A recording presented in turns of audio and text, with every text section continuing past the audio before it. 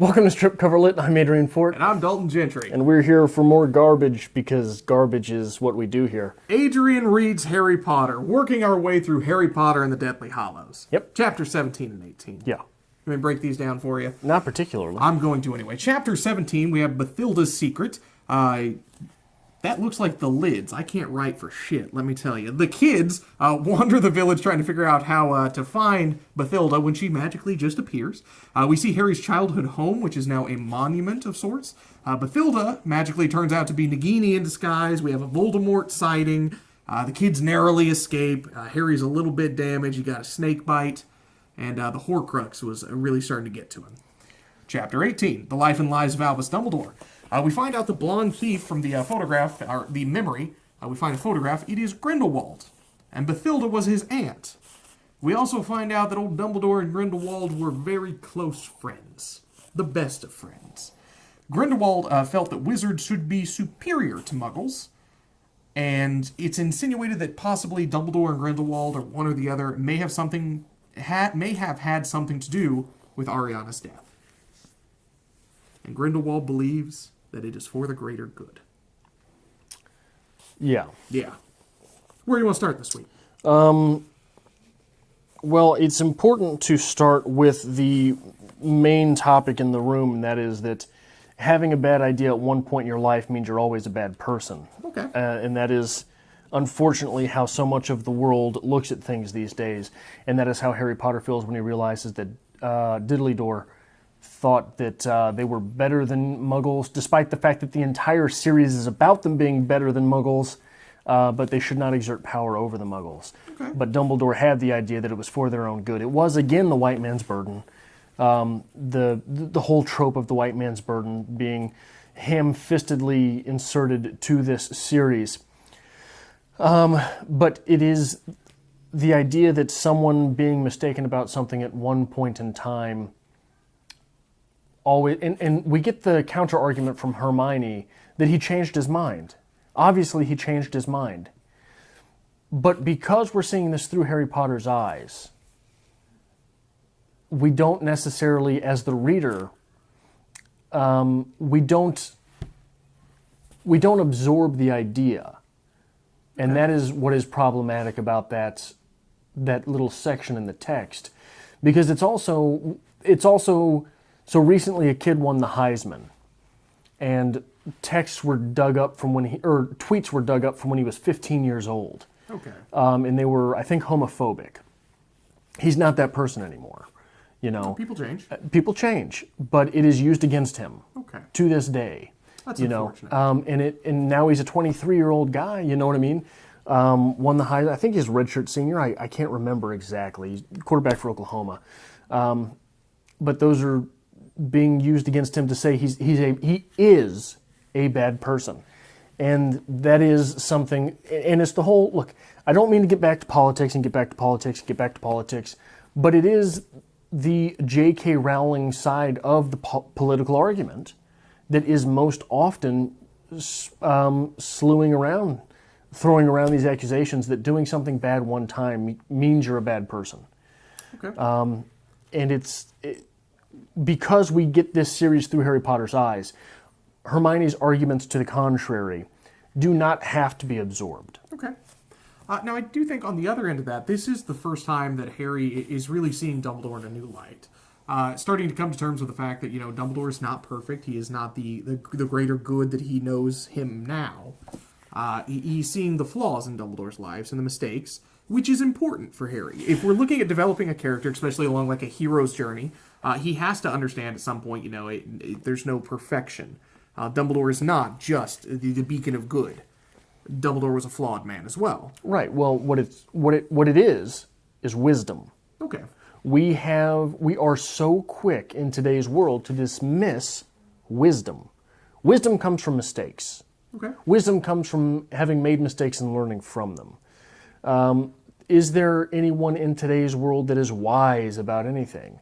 No, you just get chastised and run out of town for things, right? True. It's the same. So on the opposite side of the coin, so that is the high-minded learning ideas aspect of things, that we don't allow people to make mistakes. On the other end of things, we've discussed this on the channel recently too. When was the last time you heard about a bar fight? You don't have bar fights You anymore. hear about shootings. Yeah. You know, no one just gets their ass kicked a little bit today because someone's going to shoot everyone, right?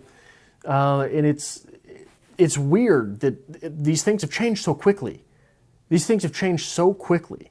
Well, they changed so quickly to the point that people don't know how to deal with them. There's no procedure at this point in time. Well, everyone has to be a superstar. Okay. And everyone has to, because everyone is a superstar, not only can you not get your ass kicked and learn from it the next day, but when someone else makes a mistake on social media several years ago, we all have to shame them, right? Because we are high-minded and correct.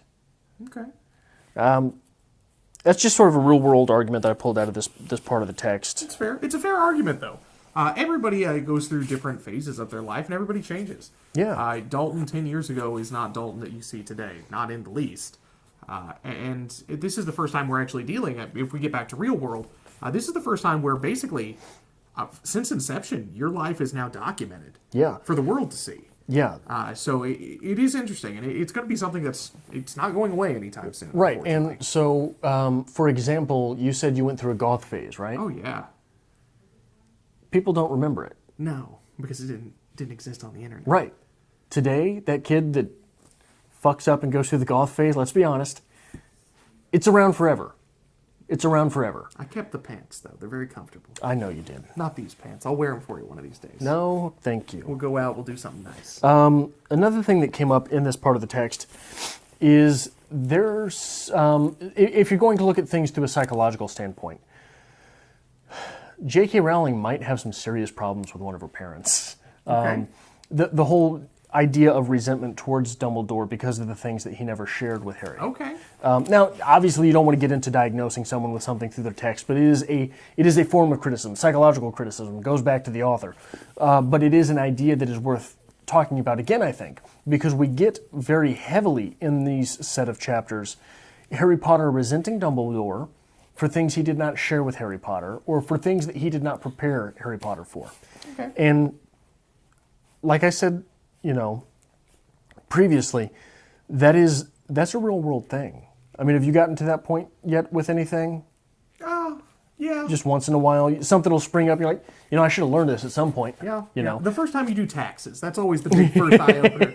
When you realize what taxes are, and you're like, holy, I gotta do all this paperwork. Yeah. Before this date, I Yeah. can't know. So yeah, it's a thing. It's a thing. But more than that, it's a thing as far as being prepared for life. I shared from my own life the fact that I was raised to be fucked socially. I was raised to never understand that part of human behavior. I remember very vividly when I was a kid, my father would sit with his glasses off and he'd balance the checkbook. And growing up, you're always just like, all right, that's a thing you do. He's busy. Don't give it any thought. And then it comes to the point in your life where you're like, how the fuck am I going to pay rent? I got to look at this checkbook. Yeah. So it makes sense. It's one of those things you wish you knew. But again, that's a thing though. That is not a behavior that is so ingrained into you. You know what I mean? And it can be the opposite as well. So, for example, my apartment is messy. It's not dirty. Okay. My mother's probably borderline hoarder, right? I did not, but there are people in my position who are raised in situations like that completely inverse the behavior. Yeah. And they don't even realize they're doing it. It is something that is so ingrained in them. And a lot of times later in life, they'll diagnose it. And it'll become this sort of, someone will become OCD about something, and it will be a life problem because they lived in a hoarder-like environment.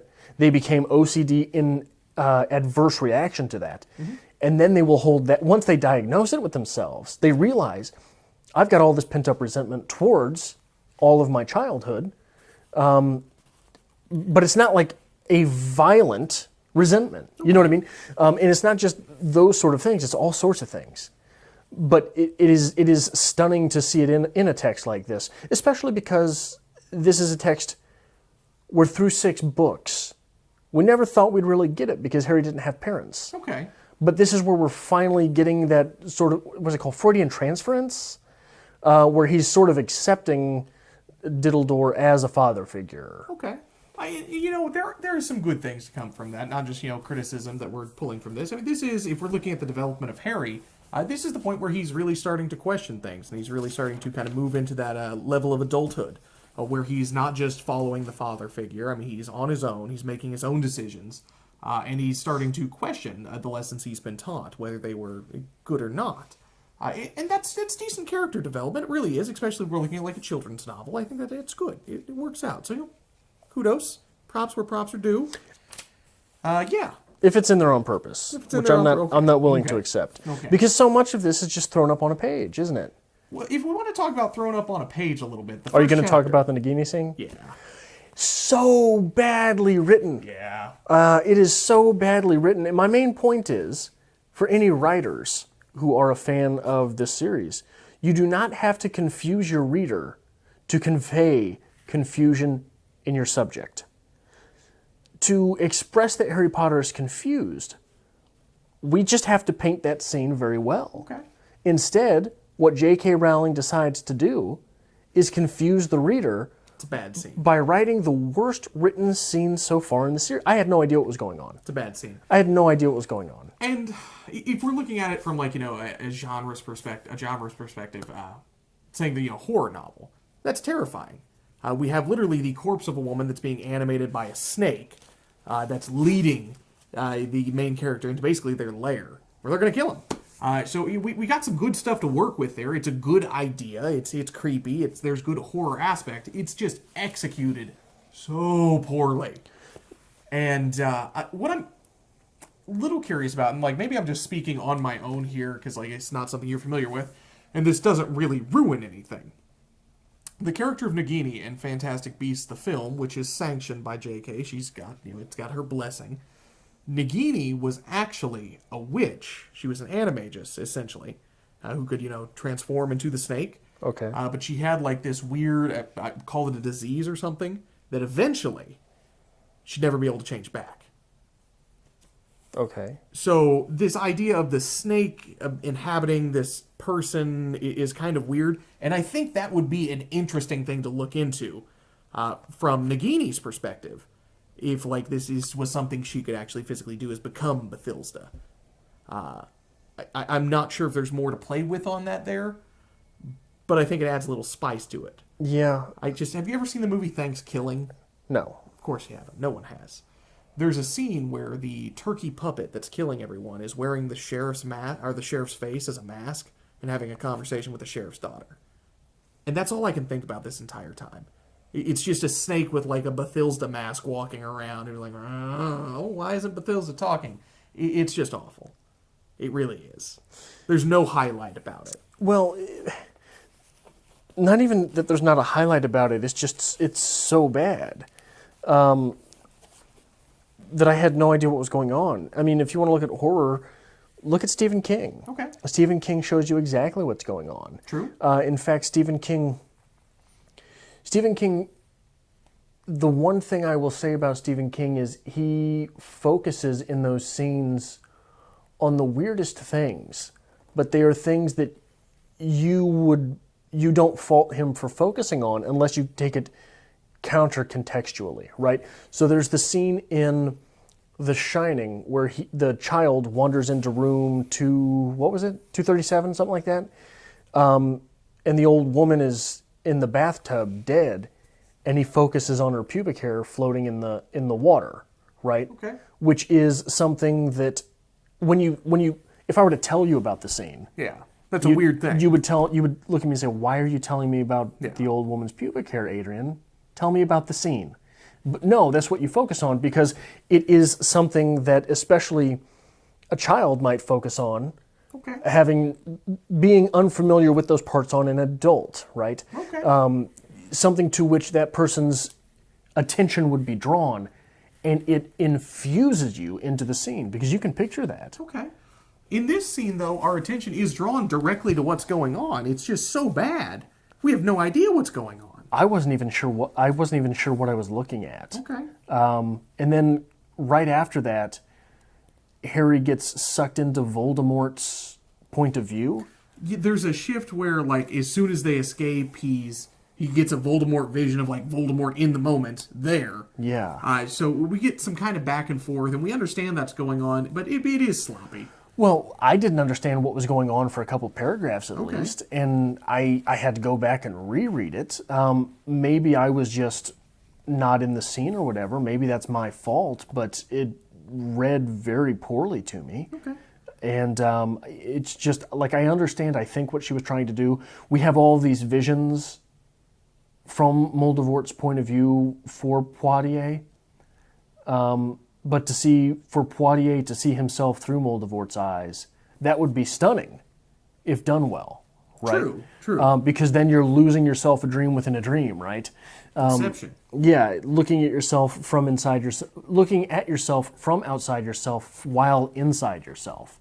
That'd be tricky. Yeah, I don't think she's got the chops for that. After the Bathilda scene, I don't think that's happening. After the beginning of this book where everybody's taking off on their broom, remember that scene? After that scene... This particular book has some really poorly written scenes in it. I feel like this is something we keep bringing up, and it's not something we talk about too often. It's not something we've talked about too often in the series. It seems like once or twice a book maybe there's been something. But so far, we're halfway through the book, and we've had 4 or 5 of these things. And you would hope, in this being the 7th book that you pumped out, you kind of have a handle on things now. You know how this works. Well, I wonder if this is Miss Rawlins's Cujo. You know the story about Cujo? Tell me the story about Cujo. Stephen King doesn't remember writing Cujo because he was so high on cocaine and drunk the entire time he wrote Cujo. He doesn't remember writing a 300-page book. I wish I could just, I could get drunk and write a bestseller. I wish I could get drunk and write a poem competently anymore. But, I'm not going to accuse J.K. Rowling of drug and alcohol abuse, but... That's what it feels like. Maybe there would be an excuse. It's a little silly. Yeah. So let's talk about something else that was brought up more so in the next chapter. We kind of get a glimpse into a relationship between Dumbledore and Grindelwald. A good old chummy friendship, if you will. Yeah, it's a trope. Yeah. So this is where J.K. is pulling from, Dumbledore's a homosexual. Obviously the relationship came from Grindelwald. So that is something that was added later. What, the homosexual connotation? Correct. Okay. So when we read into this, we have to read what's in the text. And, you could believe it if, somebody said this is what it is.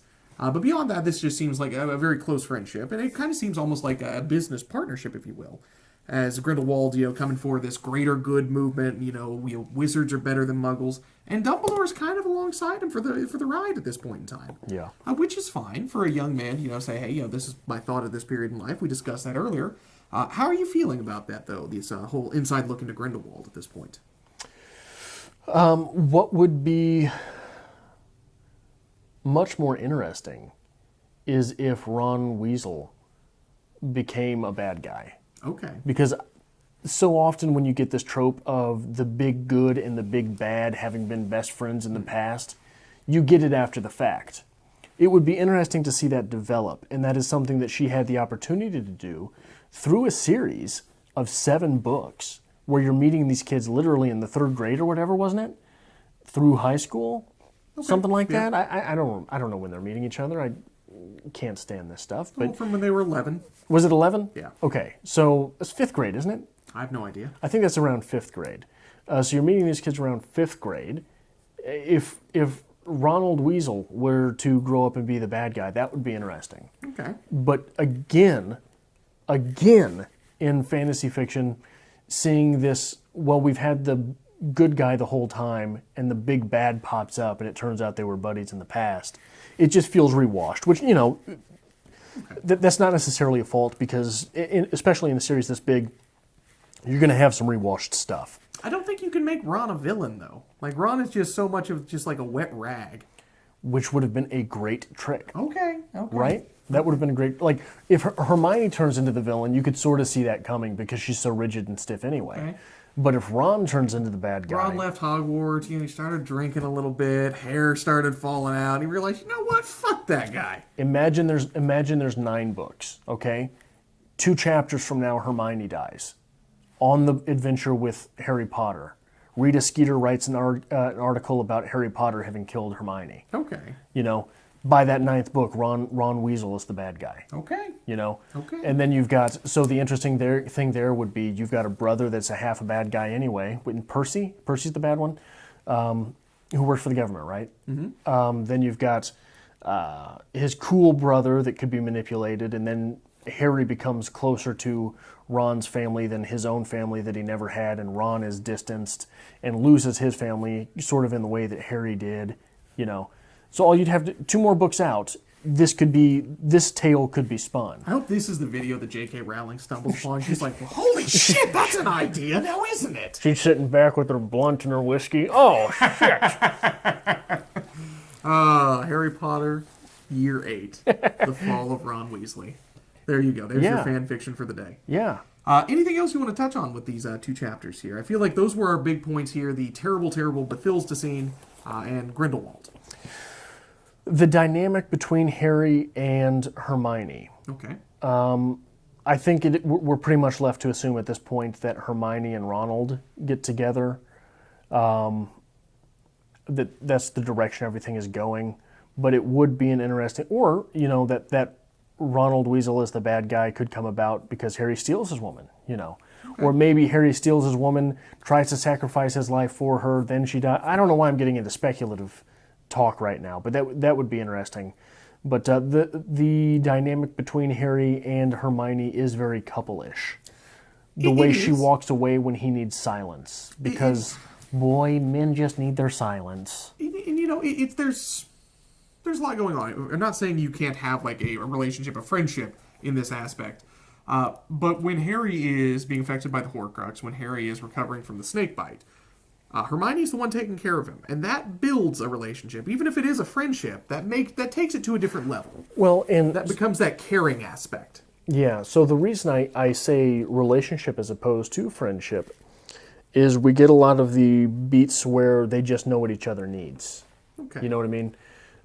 And we're friendly. True. But if you need something that's a counterintuitive to me telling you off, true, you're going to go ahead and get told off. Well, even Josh is one of my closest friends. I mean, man's lived with me for 4 years. If he comes downstairs and he's like, oh, I don't feel good, I'm like, well, that fucking sucks. Go back upstairs. Yeah. Nobody wants you down here. You're going to get everybody sick. Don't bring that around. Yeah. So this is a little different of a relationship. It does seem a little bit more involved, a little closer than would be typical. And maybe I'm just a bad person. That could be it as well.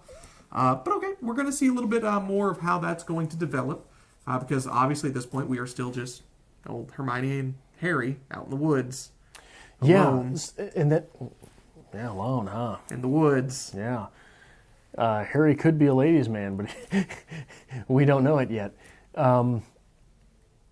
It is turning into just a big we're in the woods fest.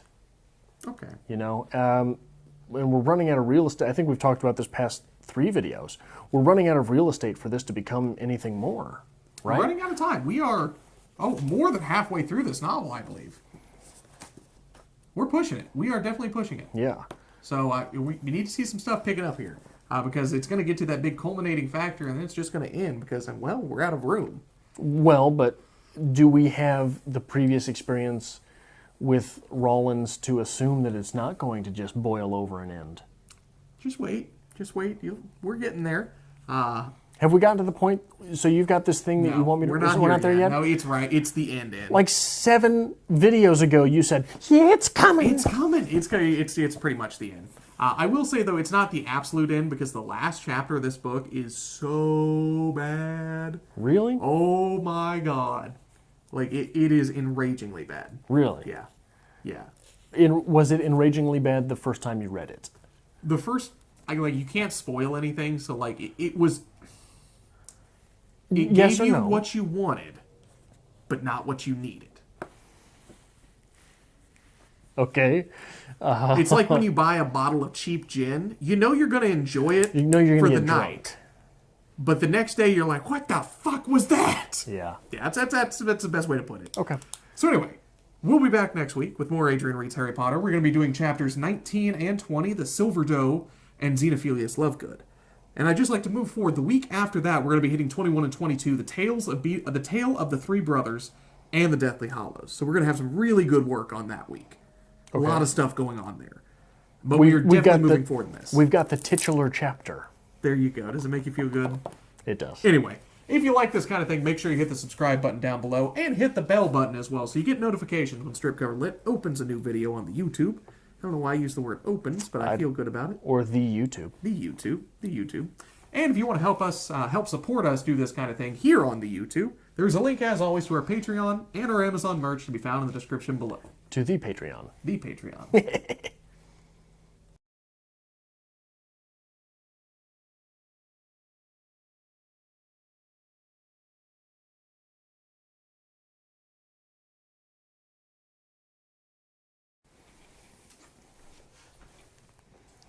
Don't know how it's your fault.